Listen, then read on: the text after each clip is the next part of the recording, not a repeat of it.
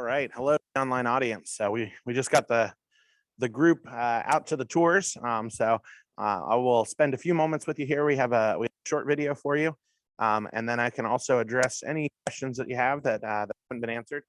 So I see the Q&A section here. So please go ahead and pop any questions you have into the chat. And after we do the video, I'll do my best to answer those. Let me get my screen share going again here.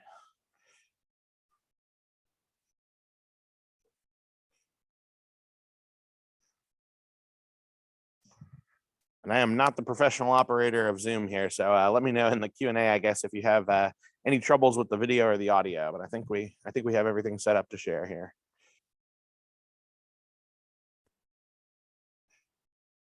Here at Technology Takes the Wheel, I'm Bill Purpura, editor of AAA Magazine.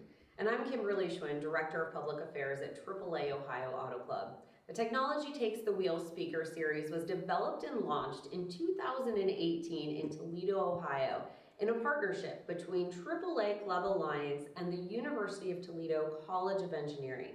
This was a first of its kind affiliation between AAA and a college or university of higher learning to develop and launch a speaker series aimed at engaging a myriad of audiences on the future of transportation and autonomous vehicle technology. And as you know, Kimberly, the whole program came to Columbus in 2020, and we picked up some beautiful partners along the way.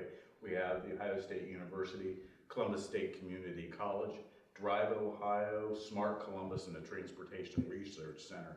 And today we're here at Ohio State's Center for Automotive Research, or CAR. And we are so excited to give you a behind the scenes look at CAR, its partners, and the Sorry about that. I just saw in the chat we're still are not seeing the videos. Let me try that again here.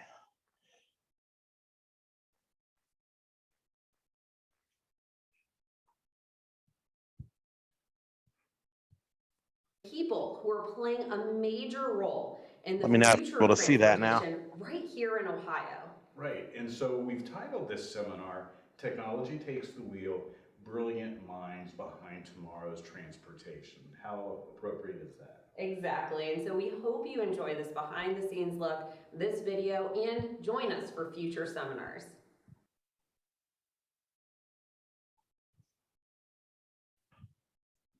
I'm going to pause there for a second. Are you guys able to see the video now? Somebody could let me know in the Q&A. Oh, interesting. It's showing my screen as shared. Let me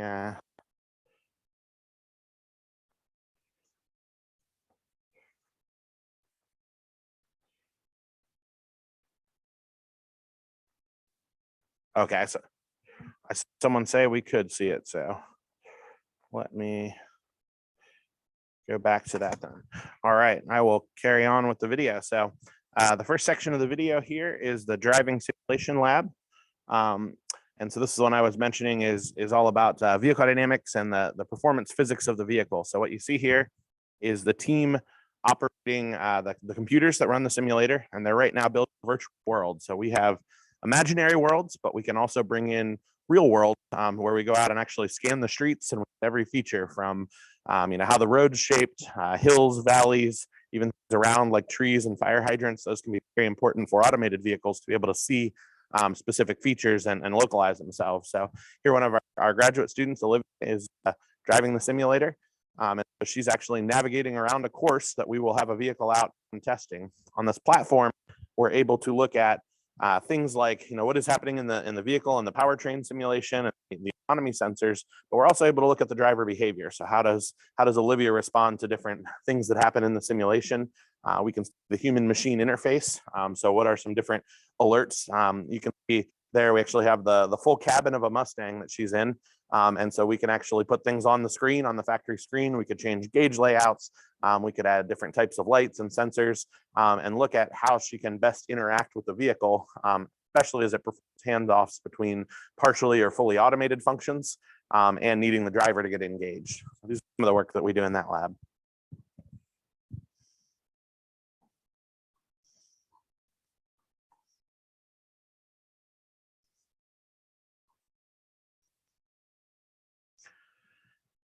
it's interesting. I've got a number of people telling me they are able to see the video, but a couple saying they can't. So if it's sharing out, I'm not sure. It might be your individual views. If you look in your Zoom settings and look at your view, whether you're looking at maybe like the speaker view or all the scenes. So maybe look at your settings within Zoom for the view options is my only advice there. Sorry, I can't be more helpful there. Moving on to the battery lab, another spot that some of the groups are in right now. Let's see here. So in the battery lab, we are basically charging and discharging batteries continuously under all different conditions. So you see here some pouch cells. We also put cylindrical cells of all different formats, all different sizes, from very small coin cells like you'd have in a watch battery, all the way up to really large bus and truck packs. But the idea is that batteries are very, very sensitive to a lot of outside factors: the temperature that they operate, the pressure that they're under, how hard you push them electrically, how quickly you try to charge and discharge them, all really affect the battery's performance and its life. So we run big sweeps of tests to understand how the different battery chemistries and different cells operate in all different conditions. We have thermal control. So we use devices called Peltier junctions and also environmental chambers, so we can hold very, very precise temperatures on the batteries as we test them. You see here a fixture in an environmental chamber where the cell is held to a precise temperature and even can be humidity controlled. It's inside of a fixture that holds a precise pressure. Let's see here. Sorry about that. The video got a little ahead of me. Pause it there. And so we cycle those batteries continuously over all different conditions, and we build out a map of how it performs under fast charging at all different temperatures, at all different discharge rates. And then we can use that data to create a model of the battery that can then be used in simulation as you design the car. And you build out the operating window so that, no matter how you treat the car, we can understand how the battery is going to perform. This is also really important to life. So batteries don't last forever. If you've owned a cell phone, you know that it's not the same to a year, 2 or 3 years later after you bought it. It starts to have less and less capacity over time. It dies faster. Well, the physics behind that, the phenomenon is that every time you charge and discharge a battery, it loses a little bit of its capacitance. But it turns out if you do that in more extreme conditions, say really cold conditions or especially really hot conditions, it actually degrades the battery much, much faster. So we perform this really broad matrix of tests. And if you really want to understand the full life of a battery, say a battery that's going to last 10 years in a car, we actually need 6 months to 18 months to be able to perform enough tests that it really lets us know enough about the battery for how it will perform in the vehicle. So we spend a lot of time with all different battery manufacturers, with vehicle OEMs, with tier 1 suppliers, characterizing all the new technologies as they come out and helping to decide what applications they're the best fit for. I will now show a section of the motorsports building. So this is the student projects that we were talking about. These are our undergraduate competition teams. First, you're going to see our electric motorcycle. So this is a team that does all kinds of different EV racing, and they've raced all over the world, at the Isle of Man, at Pikes Peak. What you saw in that last little clip was they actually did a motocross motorsports bike. So that was a converted dirt bike, but this team always builds custom battery packs, integrates electric machines, does the controls, and really from the ground up builds electric competition bikes. Up next is the Buckeye Bullet. So this is our land speed car. The vehicle that you see here is actually the current world record holder under the FIA for the fastest electric vehicle in the world.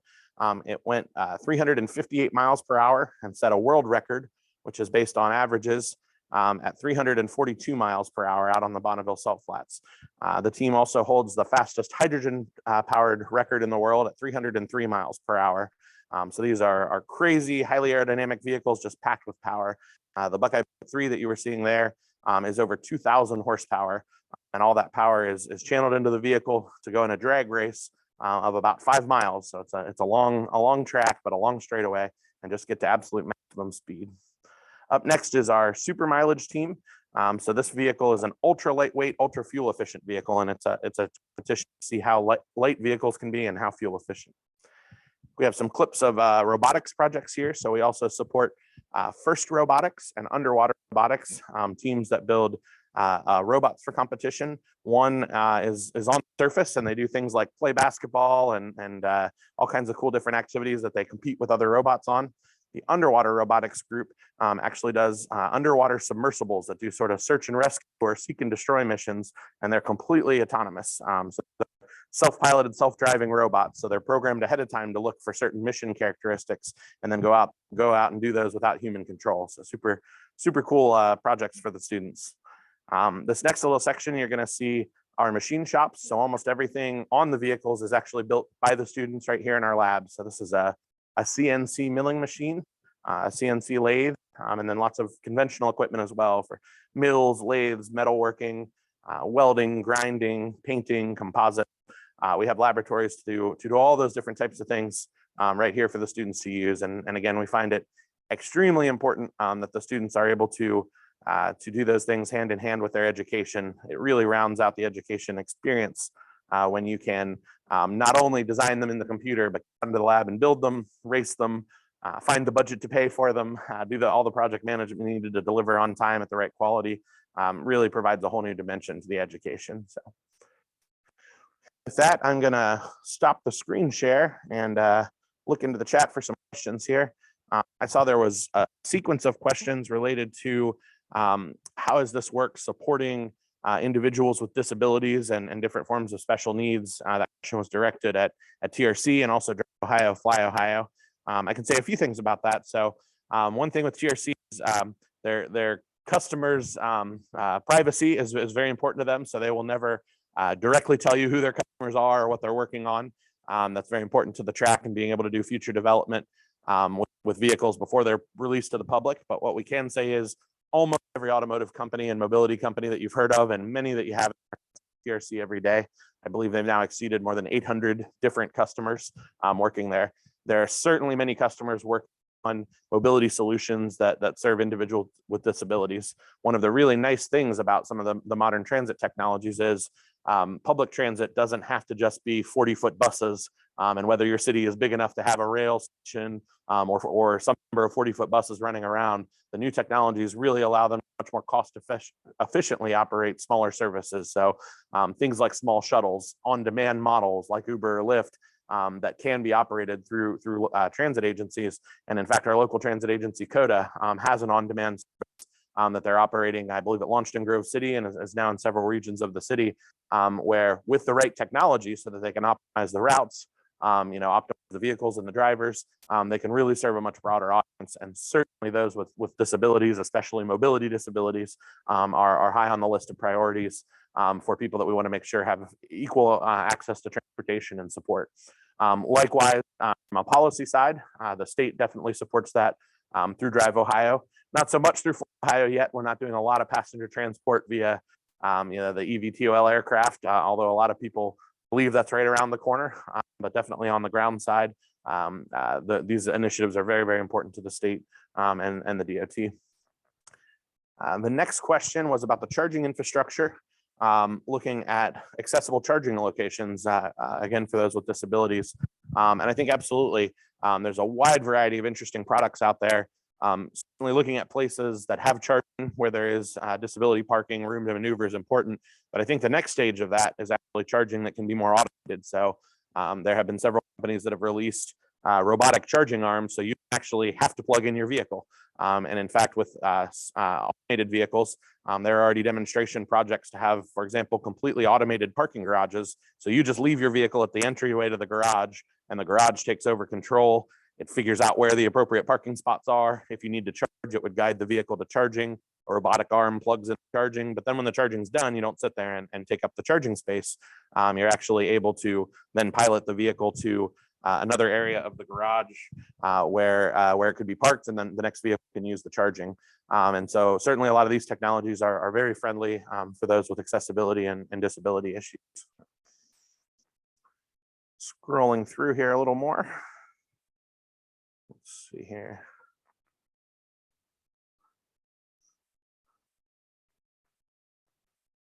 So the question again comes back to disabilities and passengers in wheelchairs.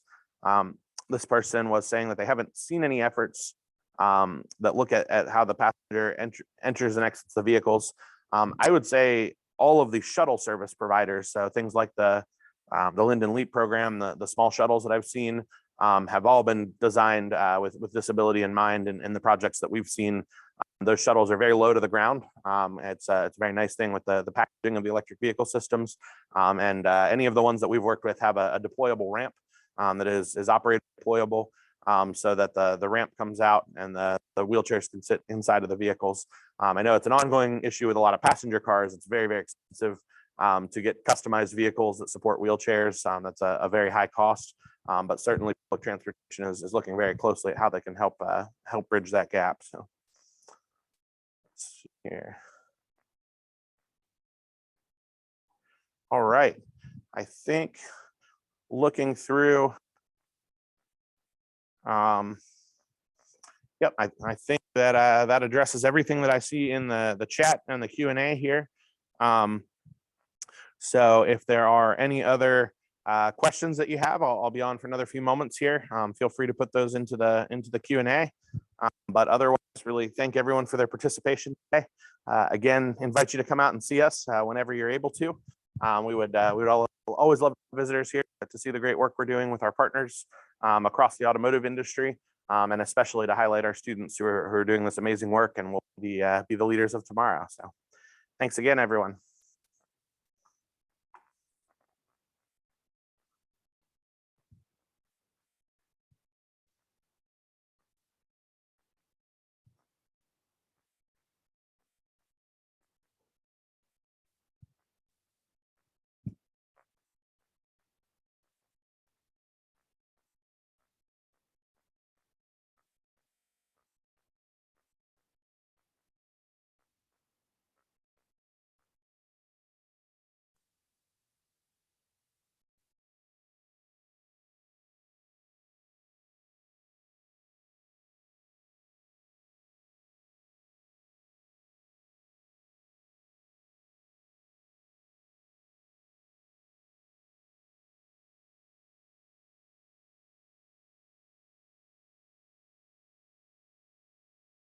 I saw another question just pop up that said, when you're scanning the roads, is it able to scan for things like potholes? Yeah, the scans that are available are very, very high fidelity scans.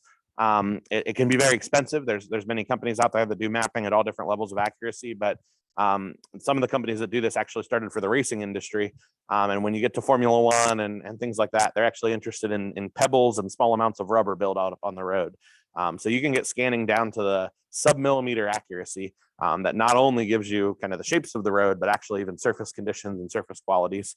Like everything in life, it comes down to how much you're willing to pay and how much data you're willing to put into it. There are certainly much higher level models that are basically just very simplified road geometry. But depending on the application, you can have some really, really impressive models of the roadway surfaces.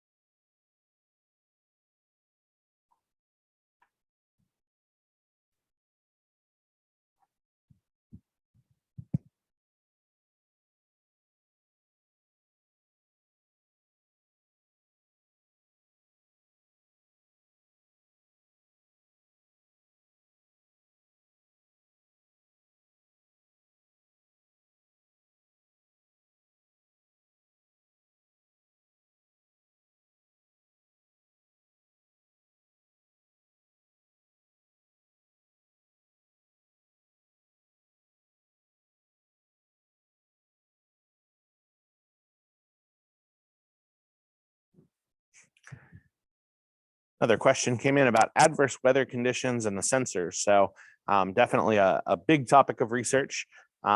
We joke we know when the companies are really ready for prime time, because they all start in California and Arizona, and when they're really getting close to a product that could be deployed, they come to Ohio where we have real weather. So an important part of the autonomous vehicles is they can see in all conditions, from low light to adverse weather.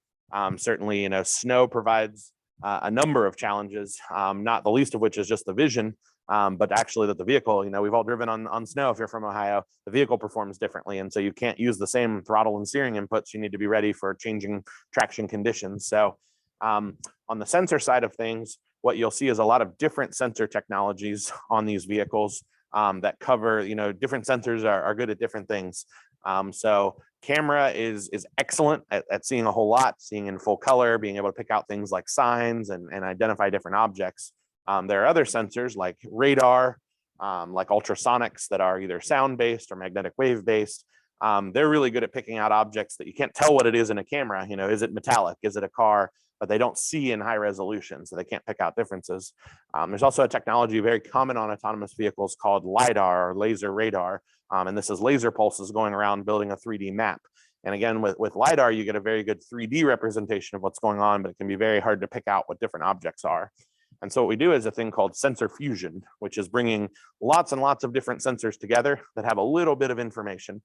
No one of them is perfect on their own, but if you have lots of different sources and different types of data, you can fuse those together to create one picture of what's going on.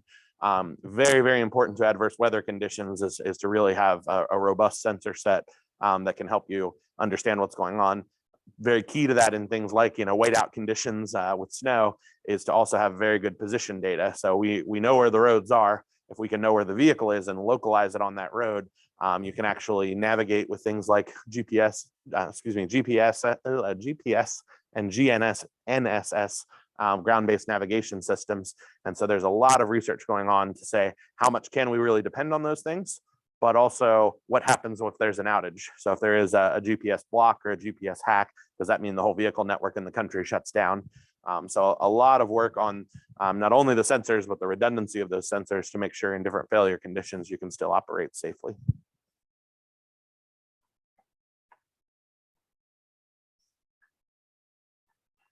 I have not seen any additional questions roll in. So with that, I'm going to go ahead and end the session.